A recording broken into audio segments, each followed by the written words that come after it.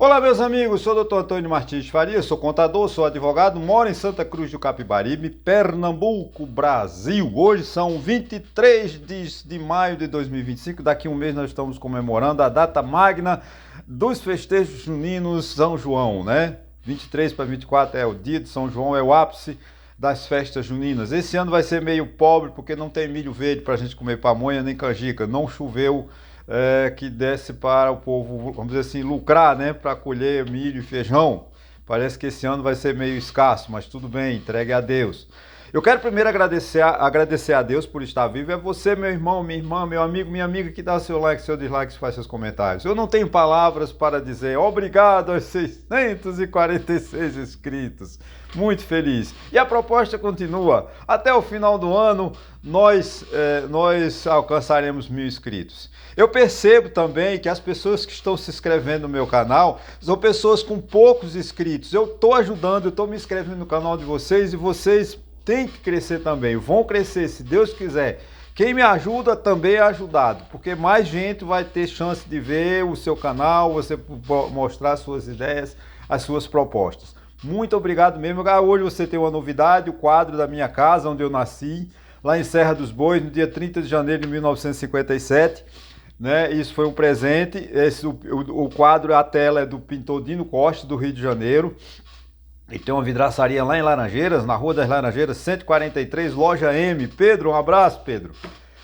Eu quero também agradecer a Inês que mandou vamos dizer assim, esse presente para mim, né?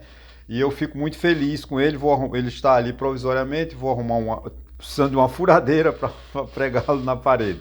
Mas tudo bem. Bom, gente, eu deixo aqui meu e-mail, meu telefone, caso queiram entrar em contato comigo, fiquem à vontade. Eu agradeço também, vou mandar um abraço pro Vitor, né, que acabei de fazer o exame, ele colheu o sangue, e eu falando sobre meu canal, e ele disse que ia se inscrever. Eu acredito que o 646 é o Vitor. Vitor, muito obrigado, um abraço para você, muito sucesso, espero corresponder àquela verdade que eu lhe contei. Meu objetivo é sempre levar conhecimento, né, e aprender também com as pessoas sobre a administração pública, política, tudo que é necessário.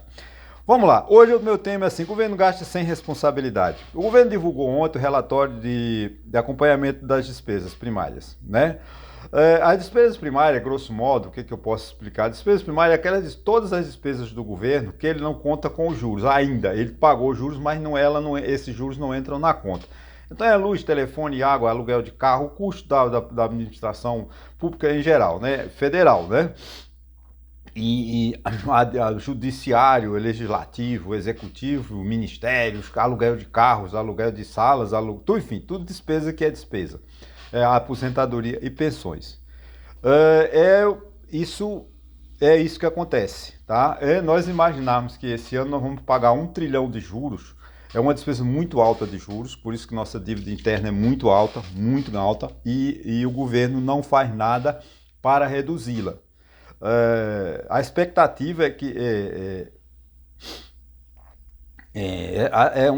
a expectativa do governo é que ele mandou ontem um projeto cortando 31 bilhões e meio. Não vai resolver o problema, né? Porque 31 bilhões é muito pouco. Isso é apenas fachada, né? Não é corte, não é um programa. Lamentavelmente, o ministro Haddad, que tem tudo para fazer um trabalho sério, que é um muito competente, um muito sério, mas infelizmente ele não está, ele está indo na onda do PT, gastar, gastar, gastar. Era para cortar muito mais, era para realmente a gente ter um superávit e não um déficit de 75 bilhões, como vocês vão ver no próximo. A expectativa é que o governo corte os gastos para manter o ajuste fiscal desse ano. Ele tem que, assim, teoricamente, chegar a um ajuste fiscal. Um ajuste fiscal que tem uma margem de manobra. Para mais, para menos, ele está no menos. Ou seja, ele vai gastar mais do que arrecada, mas diz que cumpriu a meta. Não cumpriu. A dívida pública hoje, a dívida interna, hoje ela corresponde a 75,9% do PIB. Então é muito alta. Nossa dívida é muito grande. Nossa dívida pública é muito grande. Nossa dívida interna é muito grande. E a gente não vê, por parte do governo, qualquer projeto que realmente tenha como reduzir essa dívida. Porque para reduzir dívida, o governo tem que ter superávit fiscal, superávit primário todo ano. Ele tem que gastar menos do que arrecada, mas infelizmente não é isso que acontece. A Lei de Diretriz Orçamentária para 2025 prevê um resultado primário zero. Não é verdade. Ou seja, ele vai gastar e as despesas vão se equilibrar com a receita. Não é verdade. Né? Ele precisa o economista, eu vou usar aqui a expressão do economista Felipe Salto, em seu artigo no Estadão, ele diz assim, de ontem, ou seja, de ontem, dia 22 de maio, ele diz assim, o orçamento está no piloto, no piloto automático, né? Ou seja, ninguém cumpre, ninguém se interessa, ninguém leva, está gastando, né? O que é muito difícil na conjuntura atual. O orçamento precisa de ser bem gerenciado, bem administrado. Não adianta ele só cortar essa retenção de gasto de 31 bilhões, ele só vai atrasar obras paradas, ele só vai prejudicar a saúde, ele só vai prejudicar as universidades, que não vai investir nas escolas, vai dificultar o dia a dia das pessoas. Mas a dívida, a máquina pública, que é emperrada, cara e mal administrada, não se altera. Né? Esse é o grande problema nosso. Né? Nós precisamos para gerar uma situação benéfica que caia, que reduza a dívida, nós teríamos que reduzir a despesa, ter um resultado primário, ou seja, arrecadar mais do que gastando, em torno de 2,5% do PIB. Mas não é o que acontece, né?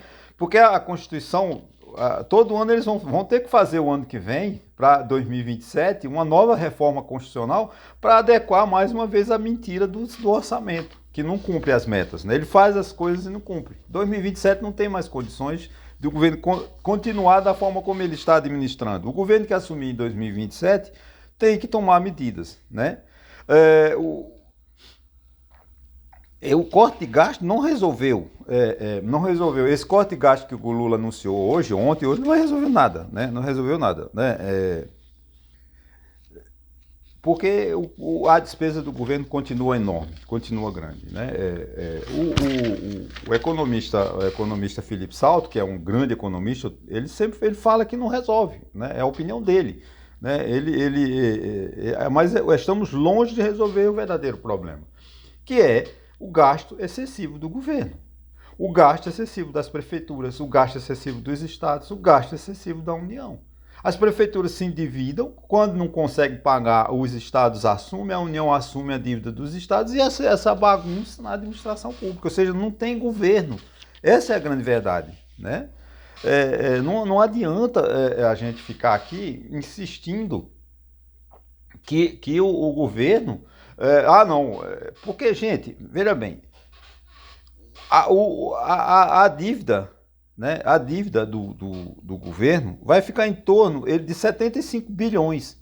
Ele vai gastar mais, né, mais do que arrecada, 75 bilhões. E diz que é superávit zero. Não é. Mas por que o superávit zero? Porque uma parte de 25 é dos precatórios, 44 bilhões é dos precatórios e outra despesa que não consta no orçamento. Ele paga, mas não entra no orçamento como despesa realizada. Ele diz que aquilo ali não consta no orçamento. Ele gasta 75 bilhões, mas diz que empatou as receitas com as despesas, o que não é verdade. Né? E você vê o governo perdido, nós estamos o poder legislativo, o poder executivo e o poder judiciário conflitando-se entre si. Eles têm que trabalhar harmonicamente. As decisões do Supremo têm que ser cumpridas, o legislativo tem que fazer leis, cumprir a Constituição e o executivo executar o orçamento. Mas não é o que está acontecendo. Nós não estamos vendo isso. Nós estamos vendo uma briga. Né? Você vê... Como é que eu vou chamar? Veja bem, vocês me desculpem, eu sei que eu vou ofender uma boa ala. Como é que eu visto a camisa verde e amarela, me enrolo na bandeira do Brasil e vou para os Estados Unidos lutar para que o governo americano aplique sanções aos ministros do nosso Supremo? Aonde é que o Bolsonaro, o Eduardo Bolsonaro, quem quer que seja, estão sendo perseguidos politicamente? Gente, eles cometeram crimes, ou então vocês provem que é tudo aquilo, 900 e tantas páginas do relatório da Polícia Federal é mentira. Você chega e prove que o depoimento dos generais, do ex-ministro do Exército, ex-ministro da Aeronáutica estão mentindo. para poder vocês dizerem que o Supremo Tribunal Federal está perseguindo politicamente. Aquelas pessoas que destruíram o patrimônio público lá em Brasília, escreveram, perdeu o mané na estátua, aquelas pessoas são bandidas, elas quebraram o nosso patrimônio, ela quer como alguém chegar aqui agora e dar uma facada nesse minha tela. Foi o que eles fizeram lá no quadro de Di Cavalcante. Destruir a Câmara, destruir o Palácio do Planalto, destruir o Palácio da Justiça. Essas pessoas... mas a direita disse que foi infiltrados. Como é que foi infiltrado e o Ministério Público ofereceu a chance deles, eles não aceitaram. A maioria deles que estão presos lá estão presos porque nunca aceitaram a negociação com o Ministério Público. Você acha que se fosse alguém ligado ao PT, ao PSOL, ao PSTU, quando o Ministério Público oferecesse uma condição deles ficar em casa com tornozeleira, eles não iam? Claro que iam, não tenho responsabilidade. Mas as pessoas que estão ali presas, elas são bolsonaristas doentes, convictas, alienadas, fascinadas pela direita, pela extrema-direita. Esse é o grande problema nosso. E o Congresso Nacional, gente, nós estamos desde fevereiro, 2 de fevereiro, o Congresso Nacional não votou uma lei que diga assim, o país pegando fogo, uma crise, inflação de alimentos, e o Congresso Nacional discutindo anistia, que é inconstitucional. Não tem base na Constituição para essa lei de anistia. Mas esses deputados bolsonaristas, eles acham que só existe uma regra, a vontade deles. Não, gente, a vontade nossa não entra em jogo, porque o que está em jogo é o Código Penal, é o Código de Processo Penal, é o Código Civil, é o Código de Processo Civil, é a Constituição. Eu não posso fazer a minha vontade. Nenhum brasileiro pode fazer a sua vontade. Tem que fazer a vontade da lei, da norma, que nós encontramos uma maneira de pacificar. A lei é fundamental para pacificar uma sociedade. A decisão do judiciário é para tirar o conflito, para reduzir o conflito. Por isso que tem a prescrição e a decadência, para você não ficar eternamente com uma pendência judicial, o governo te perseguindo. Por exemplo, você tem uma dívida com o fisco, um tributo. Em 5 anos, aquela dívida prescreve. O governo não vai ficar a vida inteira com teu nome negativo, né, na Receita Federal, lá na Procuradoria-Geral da Fazenda, que administra as dívidas da União. Você tem uma dívida no sentido, no setor privado, né? Quando o seu nome tem seu nome negativado no Serasa, no SPC, em 5 anos ela prescreve. Isso é a lei, existe para quê? Para você não ficar a vida inteira sendo perseguido, sendo atentado, cobrado, como eu fiquei devendo uma conta a uma telefônica, elas não tinham 1 minuto de silêncio de telefonema, as pessoas cobrando uma conta injusta. Porque eles diziam que o meu contrato estava sendo revogado, que aí eu não autorizei. Quando eu fiz eu mudei de uma empresa A para a empresa B, eles disseram que o contrato estava em voga e me cobraram 400 e tantos reais, dizendo de multa contratual. Mas como se o contrato estava vencido? Como é que um contrato vencido, depois que você sai dali, ele contrato passa a valer? Essa é a realidade. Então, gente, o que está faltando ao nosso país é governo. O que está faltando tanto em governo e oposição. A nossa oposição, a oposição ao presidente Lula é ridícula. Esses bolsonaristas, eles são estúpidos, eles são ignorantes, eles são analfabetos. Você vê essa deputada de São Paulo, uma mulher que teve 800 mil votos, patrimônio político, essa mulher me perde por imbecilidade. Ela vai e me contrata um hacker para invadir o Conselho Nacional de Justiça. Ela sabe que é proibido por lei, que tem essa previsão. Minha penalidade injusta não, deputada. Ela sai com uma revólver na mão, atirando nas pessoas no meio da rua. Isso é crime. Qualquer cidadão não pode sair armado na rua atirando, tentando matar uma pessoa. Mas porque ela era bolsonarista, ela achava que Bolsonaro venceria a eleição e não ia acontecer nada com ela. Quer dizer, o pessoal de Bolsonaro estava amparado em Bolsonaro, porque o Bolsonaro dizia as 4 linhas da Constituição. Que 4 linhas da Constituição? O Bolsonaro tinha necessidade de se encontrar no atual conjuntura que ele se encontra? Não, ignorância, burrice, má fé, ganância. Porque ele sabia que ele perdeu a eleição. O Ministério da Defesa passou o relatório para ele dizendo que não havia fraude nas eleições, mas ele insistiu nessa farsa, nessa mentira e incentivou o golpe de Estado. No dia, tem provas, no dia do 28 de janeiro de 2023, pediram para ele intervir, mandasse que o povo se retirasse lá e ele disse, eu não vou falar. Coisa ele se omitiu, porque eu estou nos Estados Unidos, eu não fiz golpe. Claro que foi comandado por ele. Então, falta o quê, meus amigos? Seriedade. E o que esse governo está fazendo? Viajando para a China, levando 220, eu não sei se é verdade, uma viagem que o presidente da República fez ao Japão, levou acho que 220 empresários, eu não tenho como provar, mas 4 milhões e 800 a despesa. Você imagine você gastar 4 milhões e 800 reais em uma semana com 220 altos empresários que vão negociar com política econômica no Japão, com importação, exportação para o Japão. Essas pessoas não podiam pagar a conta por eles, as empresas deles são lucrativas, ganham rios de dinheiro, tem financiamento barato pelo BNDES, financiamento barato pelo Banco do Brasil, pela Caixa Econômica Federal, e acompanham a comitiva presidencial e ainda querem que o Brasil pague a conta.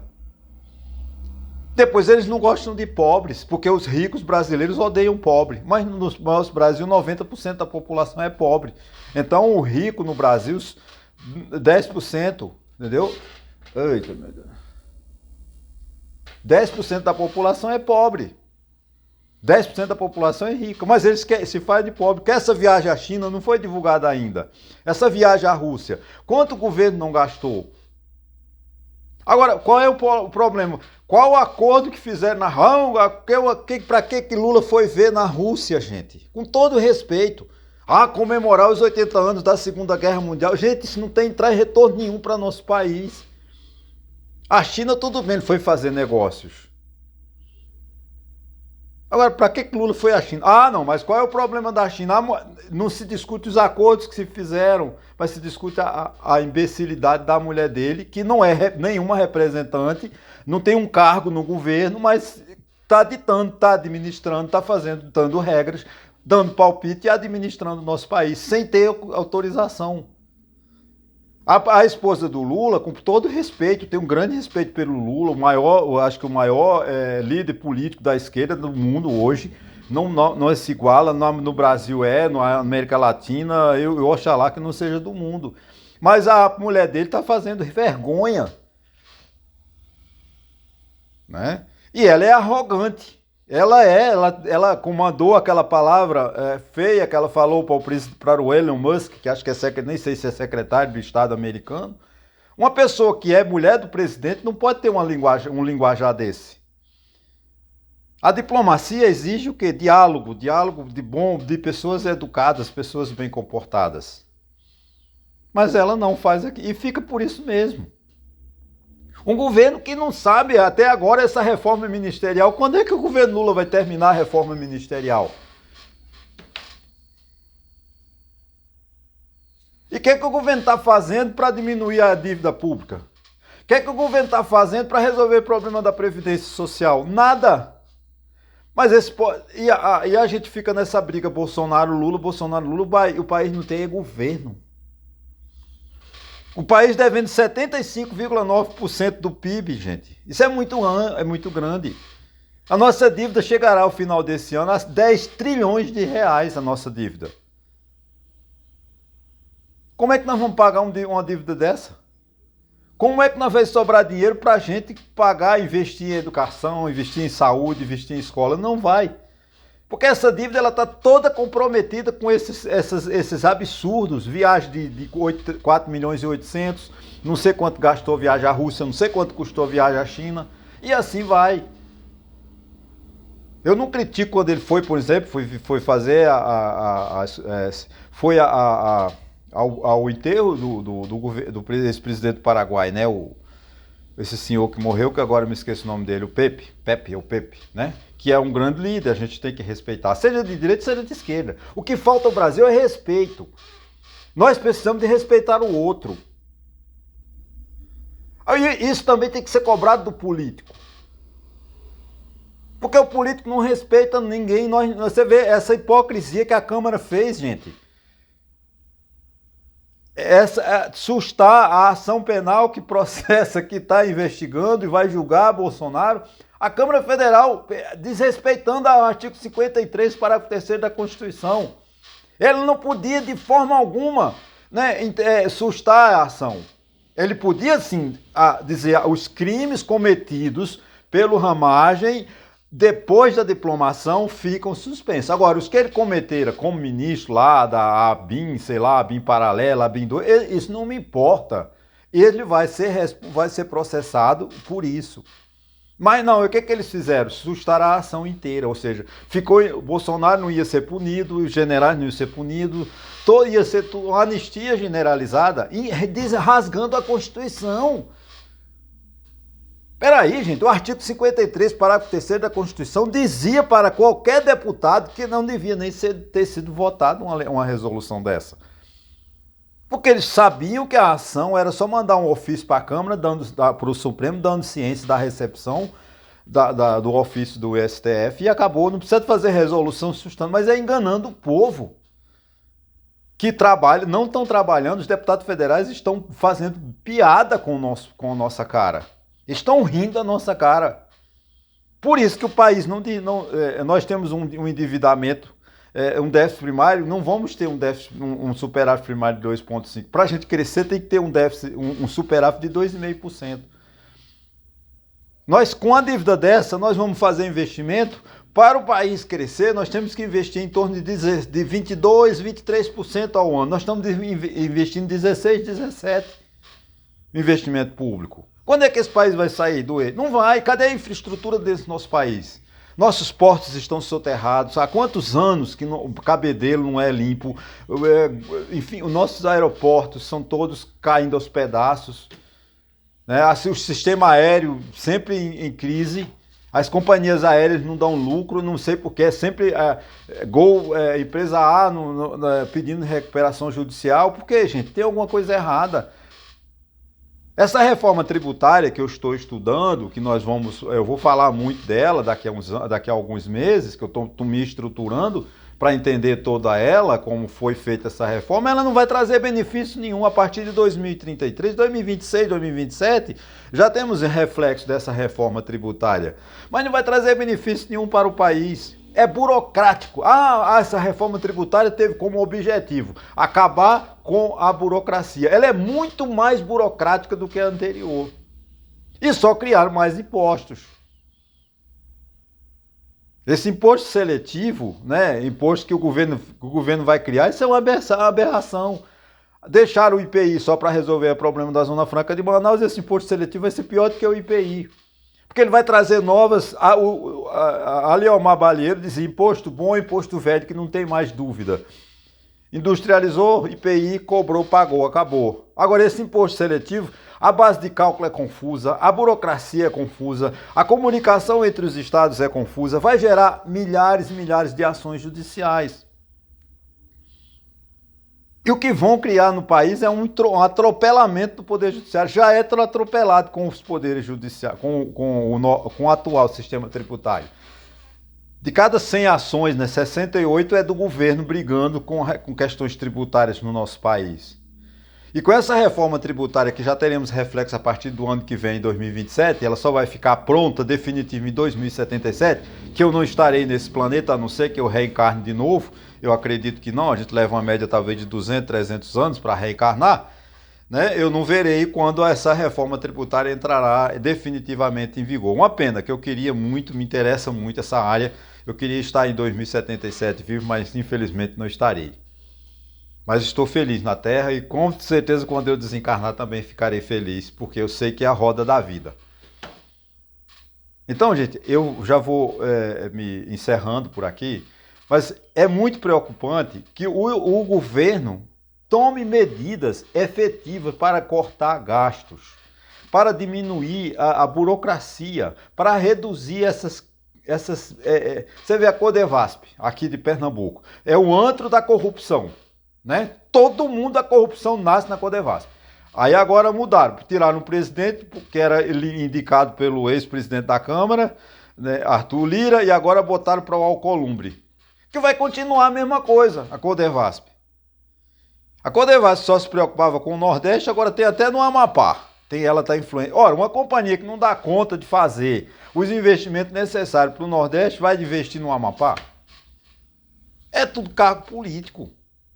Como eu em vídeos passados, 323, né, ex-ministro, ex-deputado, ministro, assessores, são conselheiros nas empresas privadas que o governo tem ação. Tudo você vê, é tudo cabide de emprego. Agora, você vai na saúde, não funciona, você vai na previdência, não funciona, você vai no sistema de transporte, não funciona, você vai nos correios, não funciona. Eu canso de perder livros, eu compro livros e perco, porque o correio não entrega. E quando eu vou lá, não sei, já foi entregue. Mentira, não foi, porque eu moro aqui, eu não saio de casa. Quando eu saio, minha irmã fica.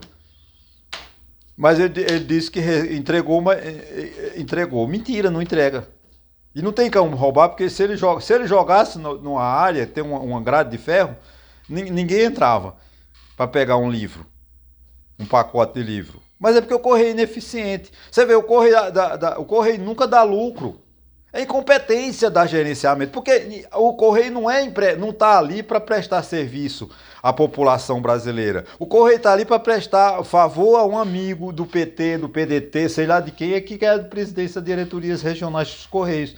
Então, dos 1.000, 3.000, 10.000 e tantas agências, sei lá quantos os Correios têm agência, só 15% dão lucro, o resto é deficitário. Eu entendo que cidades do interior o Correio não pode dar lucro, mas ele presta um grande serviço à humanidade, à população, principalmente à população carente.